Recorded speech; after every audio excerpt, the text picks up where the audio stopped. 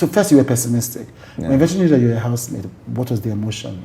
The emotion was, that was when, like, I was like, oh, I think it was unreal for me because, you know, it's just like when you start from 0 to 100 in like, in a pace of 1 week. You know people have strategy coming into the show. Oh, yes. So why were you surprised by that?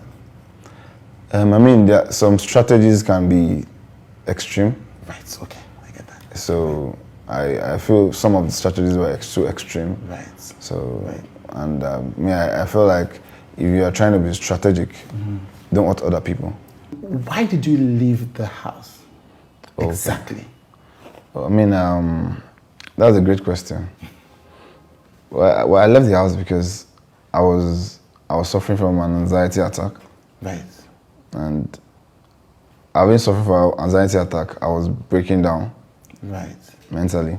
Right. So, which I felt like for myself, I just needed to withdraw back and go take care of myself. Right. Basically, because I want to win the show quite right, but I also need to take care of myself. Right. So it was myself first. Right. I just had to put myself first. So, had you ever had an anxiety attack before this? No. No. Because I've not been in that kind of position before. So in your mind, where did the problems start? For me, the problem started just by having a conversation with almost all of the housemates. So one by one? One by one. Right. I just figured out that most of the housemates were a bit defensive about themselves. They don't want to talk too much. And generally or to you?